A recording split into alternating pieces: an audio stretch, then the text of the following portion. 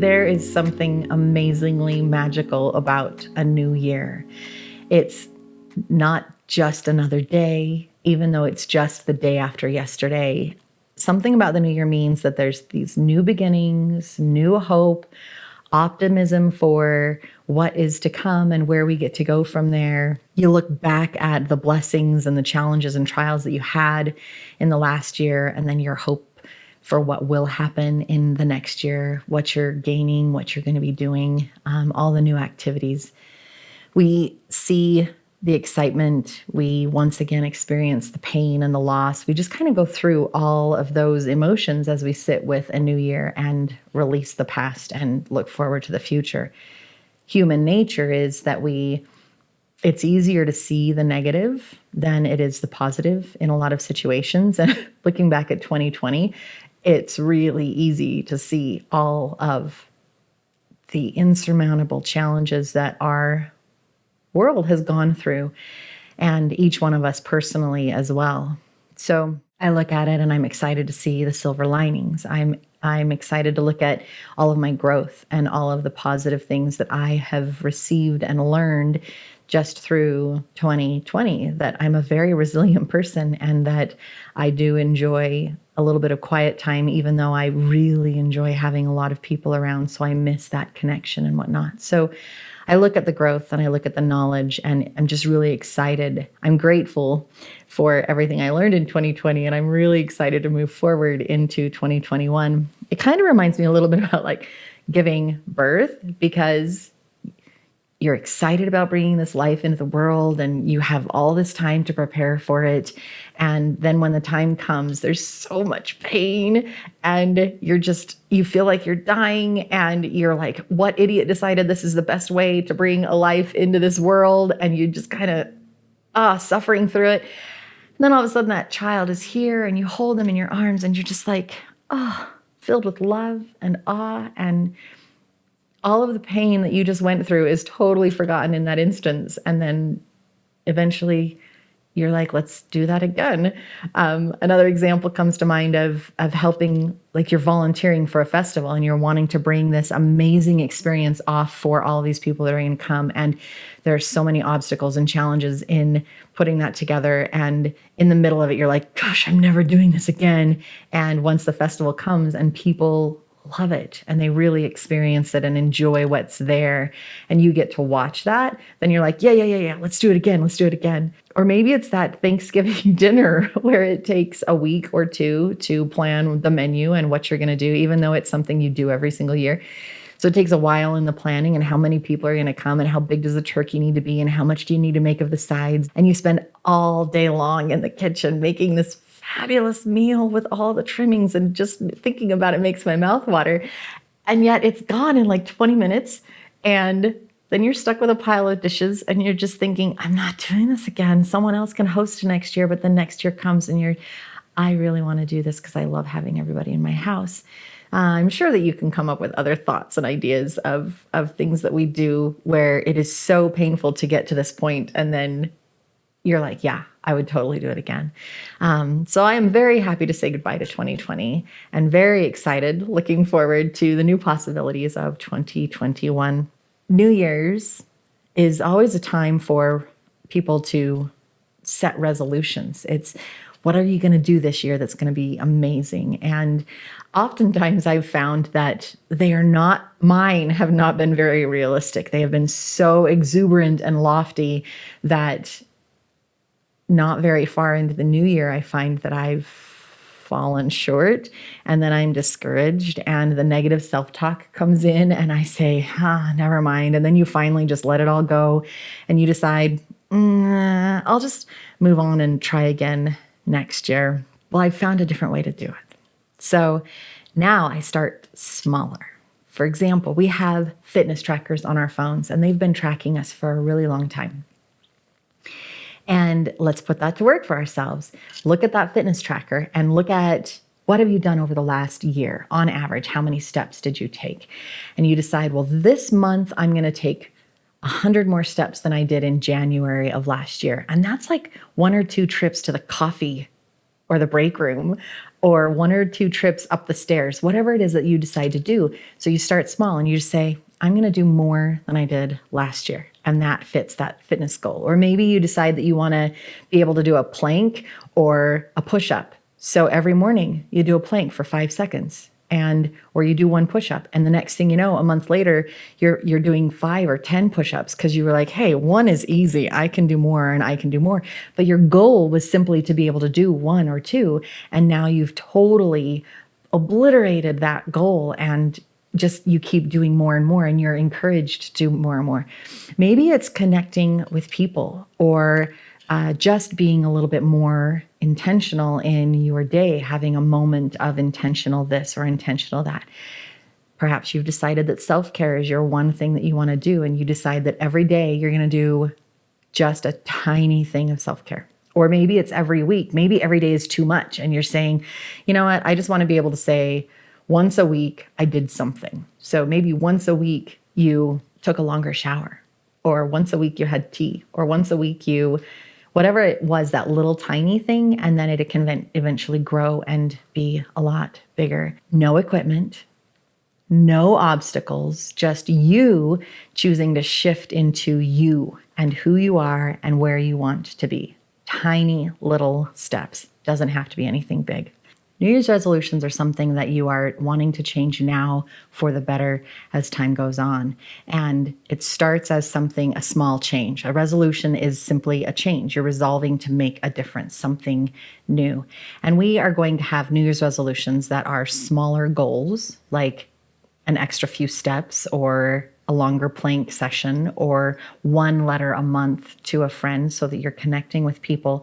And maybe you have a longer term goal. You have a lot of weight loss that you want to do, or you want to be able to run a marathon, or maybe there's just a larger, bigger process goal that you want to achieve. It's still the same. You start small. So if you're looking for weight loss, I'm going to choose out of that 1 extra chocolate bar today.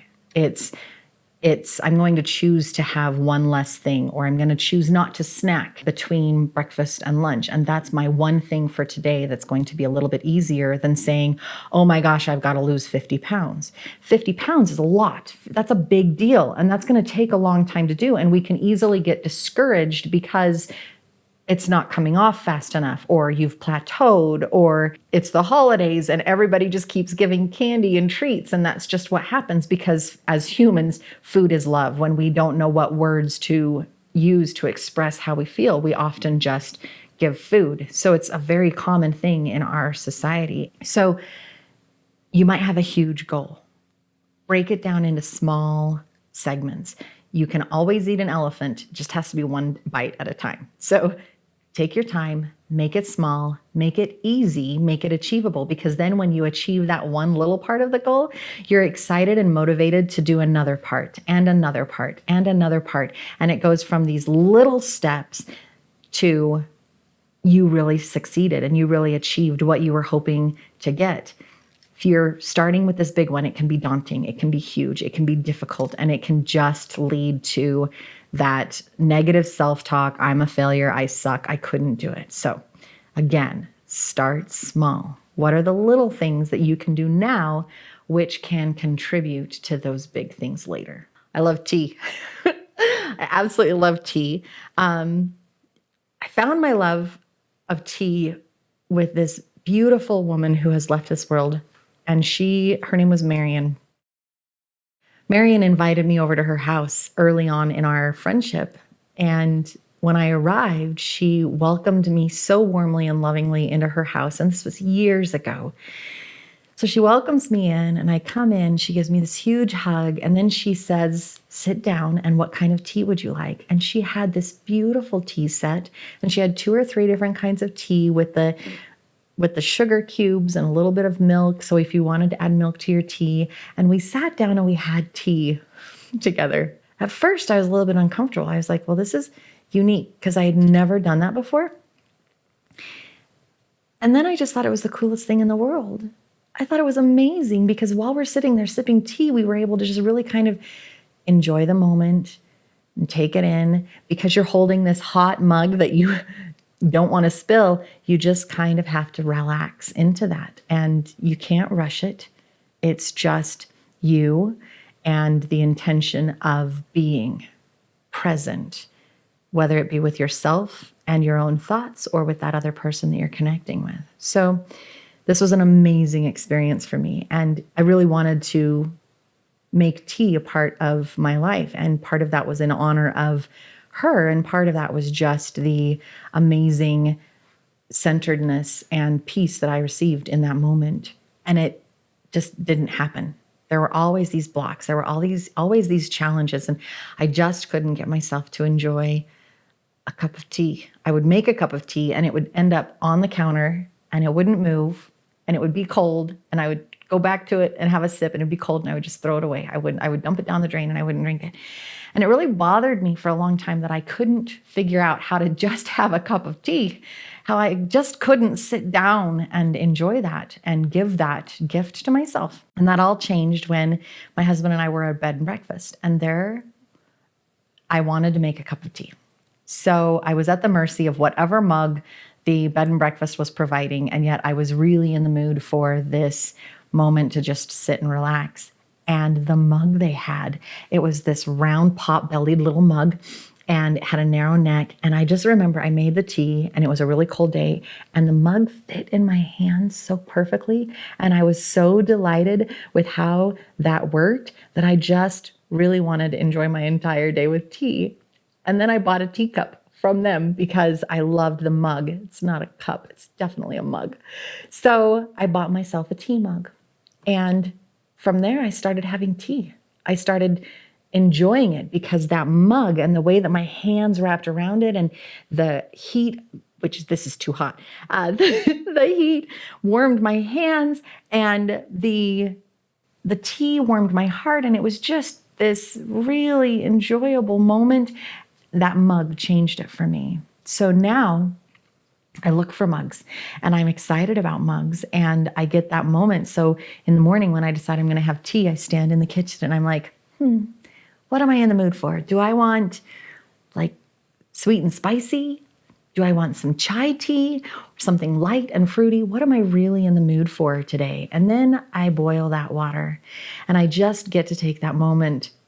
It's amazing. So my husband and I were getting ready to take down the Christmas decorations. I had just made myself a mug of chai tea. I wanted that little boost for the day and I wanted that moment. I just wanted to gift it to me so that I could rear up in my own way. And my husband came out of the bathroom or of our bedroom and he said, "Okay, honey, so are we going to do this?" And I looked at him and in that moment I thought, I really want to enjoy my tea. Like you are really excited to do all this work and I really want to enjoy my tea. And there was this inner conflict for just a moment of, can I actually say that to my husband? Can I actually say, no, I'm not rearing to go because I want to enjoy my tea. How is my tea more important than the cooperation of taking down the Christmas decorations? And I said it. And I just said, honey, I love that you're excited to do that. And I'm excited to do that too. And I need just a moment with my tea before we do that. And he totally honored that moment and he honored that wish of mine. And it was so great because I got to be present and I got to honor myself and my wishes for that peaceful connection and just deep breath for the day before it started. And then my day was so productive and absolutely wonderful. And so it was a delight to be able to say, no, this moment means enough to me that I'm going to take it. So tea is ceremony for me. There is an intention behind it. My intention is I am taking this moment, whether I just want to sit and think, or I just need to take a moment from the rest of reality, or I'm just pausing, whatever it is, there's an intention behind my tea. There are so many other ceremonies that we all have. For example, showering, just taking a shower. So I want you to think about this for a second. We all get in the shower and we all wash up one specific way. We've probably been doing it this exact way forever. Maybe you go up one arm, across the chest, down the other. However it is, you ceremoniously wash your body the same way every day. And if you pause and you decided to wash your body in a different way, I would be willing to bet you that you would feel a little bit off for the rest of the day because you just didn't follow that same fluid flow that you normally do. It kind of brings you peace. And maybe you're one that showers at night and you're washing off the day, and it is very ritualistic for you to let go of the day, even if it's not an intentional thing that you haven't really thought about. That's what you're doing. And in the morning, you're starting your day off in a certain way with that ceremony of this is what I choose and this is what I want to do. A lot of people talk about how their inspirations come. They do their best thinking in the shower. They are able to problem solve in the shower, that there's just something about, maybe it's the steam that clears their head, or maybe you like cold showers because it just livens you up and wakes you up. So shower is ceremony. What makes your self-care, your ceremony, your intentions, your resolutions more attractive? What can you do that will make you want to do that New Year's resolution? For me, maybe it's a new cup of tea. Maybe it's a new mug that I just have to buy for myself so that I can just keep encouraging myself to take those moments for myself. Maybe you've decided that you want to walk a little bit more, and a pair of tennis shoes is the perfect gift because it's going to be comfortable and traction and just feel great. Maybe it's a new workout outfit because you're excited about putting those new clothes on. Maybe you've decided that your connection this year is going to be communication with other people and connecting with old friends, writing letters. And the way to support you in that and make you want to do that resolution is new stationery or a new journal, or maybe there's a new pen that you have been eyeing for a really long time and you just have to get that fountain pen that will help you love the feel of writing that old-fashioned letter and bringing a joy to someone's heart and a smile to their faces. So what can you do that will make your New Year's resolution more enticing? Make a small one, let it grow, and find a way to make it so that you really want to do that. Let's work together to succeed at the little things so that at the end of 2021, we can look back and see that all of those little things were actually really big things. I'm going to go buy a new mug and enjoy my tea. And I'm excited to know what you've done to make your New Year's resolutions just a little more achievable, a little more attainable, and a little more exciting to do.